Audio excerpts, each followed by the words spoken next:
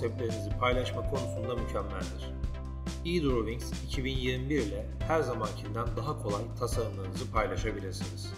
Artık özel ve konfigürasyona özgü özellikleri doğrudan eDrawings görüntüleyicide görüntüleyebilirsiniz. Ölçü gibi komutlar da önemli ölçüde geliştirildi.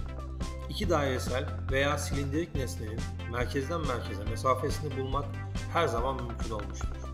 Ancak artık eDrawings 2021 ile minimum ve maksimum mesafeleri de görüntüleyebilirsiniz. Ayrıca düzlemsel ve silindirik yüzler arasındaki normal mesafeyi de ölçebilirsiniz.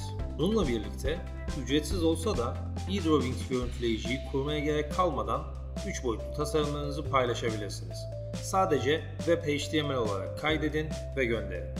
Herhangi bir web tarayıcısı bu dosyaları yerel olarak açarak alıcının kaydırma, döndürme ve yaklaştırmasına, ayrıca konfigürasyonları, patlatılmış görünümleri, kesit görünümlerini ve çok daha fazlasını görüntülemesine olanak tanır.